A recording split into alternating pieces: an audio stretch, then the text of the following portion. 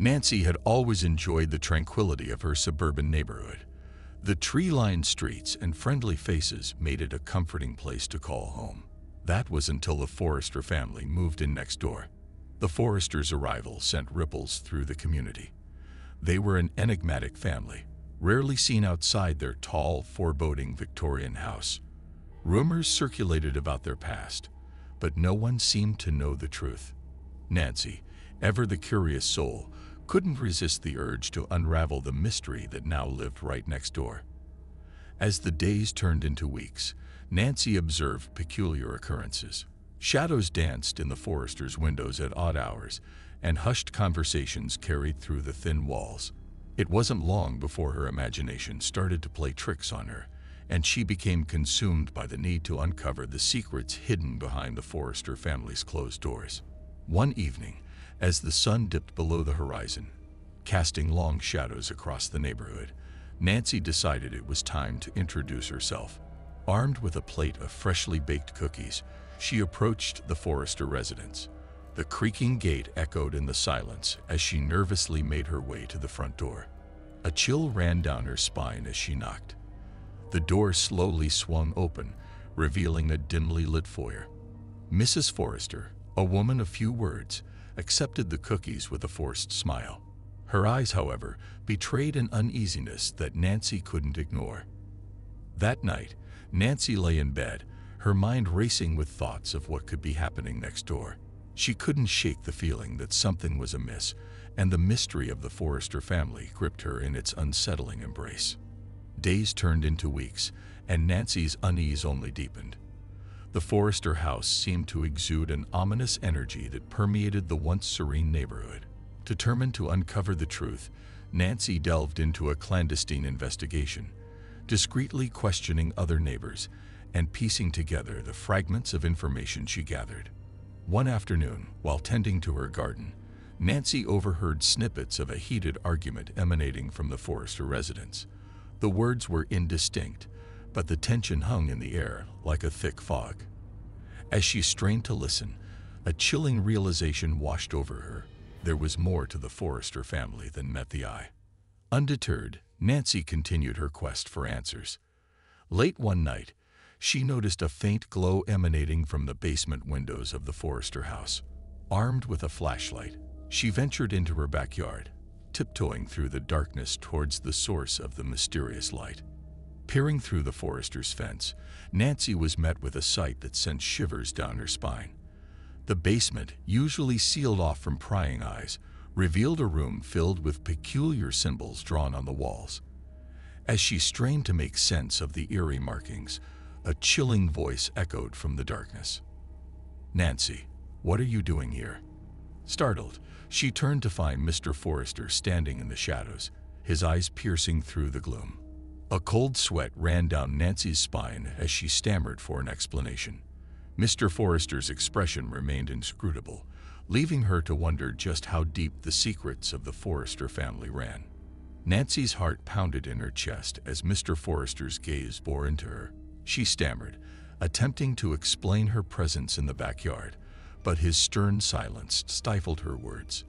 Without uttering a single sentence, he motioned for her to leave, and Nancy hurriedly retreated, her mind a whirlwind of fear and curiosity.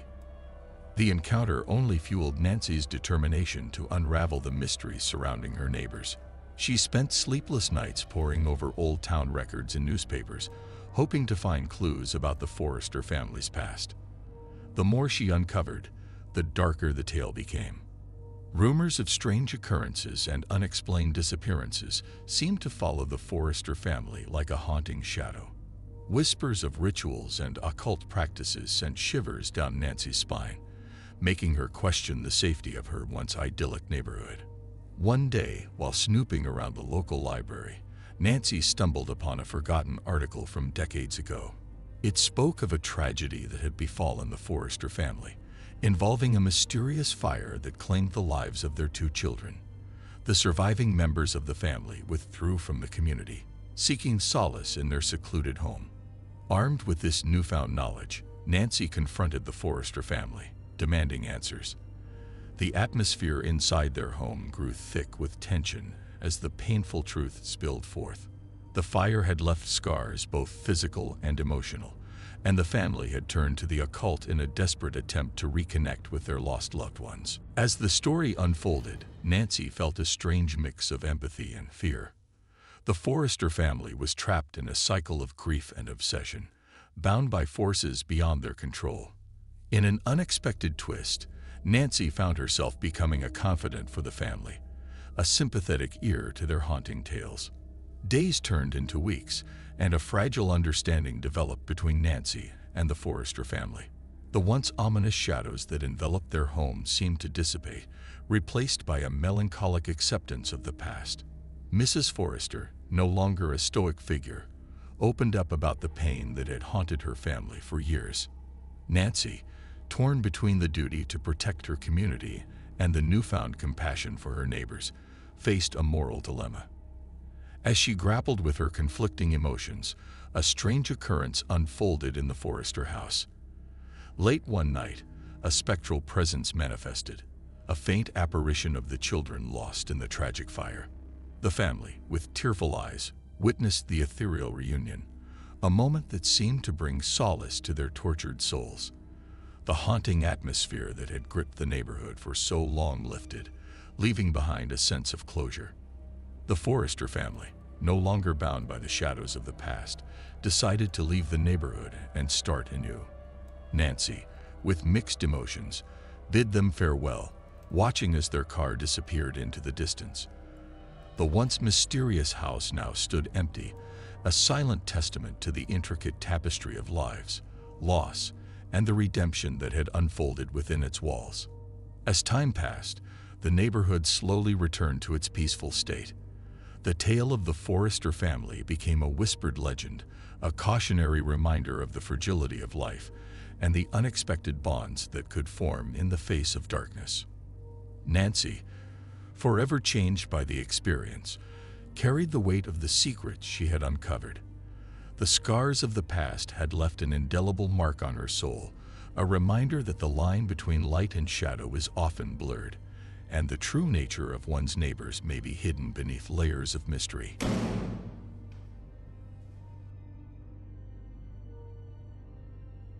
Carl moved to a quiet suburban neighborhood, seeking solace from the chaos of city life. His new house, an old Victorian with a mysterious history, seemed perfect for a fresh start. The neighbors were friendly, but there was one house that caught Carl's attention, the one right next to his. The house appeared well kept, yet an unsettling aura surrounded it. The windows were always shut, and no one seemed to come in or out. Rumors floated through the neighborhood, whispers of the previous owner disappearing without a trace. Carl dismissed them as mere gossip, but an inexplicable curiosity gnawed at him. One day, as Carl was tending to his garden, he noticed a figure in the neighboring house, standing behind the curtains. It was brief, but long enough for him to feel an eerie connection with the gaze that met his. A chill ran down his spine, yet he couldn't shake the feeling of being watched. That night, a tapping sound echoed through Carl's bedroom. He dismissed it as the rustling leaves or a loose shutter, but it persisted.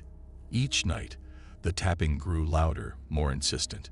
Carl found himself lying awake, listening to the unnerving rhythm, unable to pinpoint its origin. Days turned into weeks, and the tapping persisted.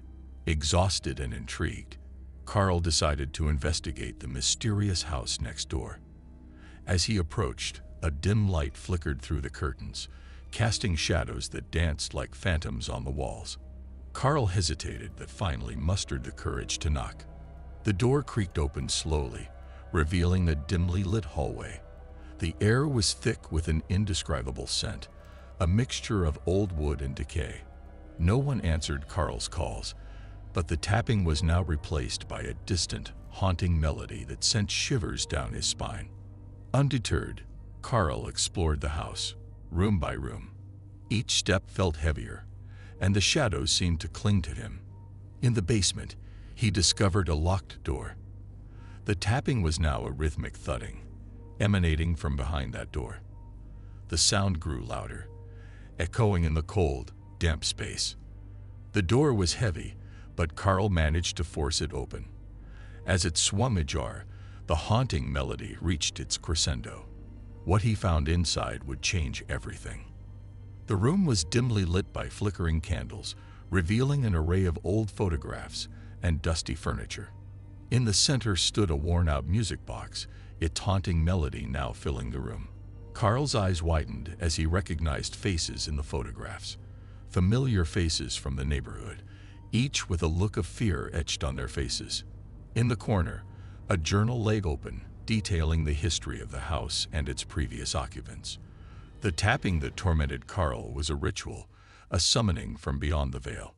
The journal spoke of a dark past, of a neighbor who conducted experiments to communicate with the dead, sacrificing the sanity of those nearby.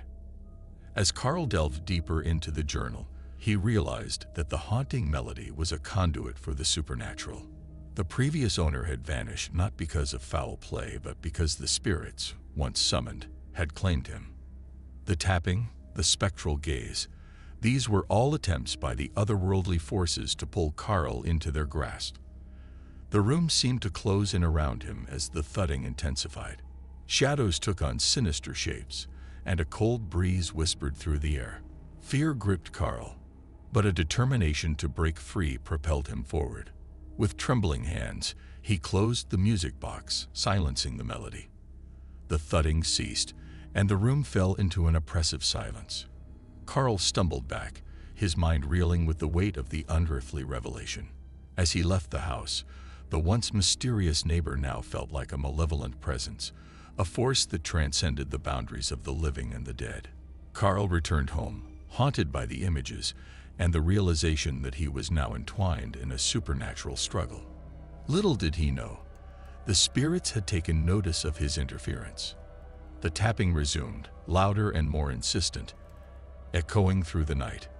Carl, now a reluctant participant in a spectral game, could feel the boundary between the living and the dead growing thinner with each passing day. The unsettling neighbor was not just a part of the neighborhood, it was a gateway to a realm beyond, and Carl had unwittingly unlocked the door. As the tapping reverberated through the walls of Carl's home, he struggled to maintain a semblance of normalcy. Sleep eluded him, and his waking hours were filled with an unshakable paranoia. The once friendly neighborhood now seemed cloaked in shadows, and every glance from a neighbor felt like a veiled threat.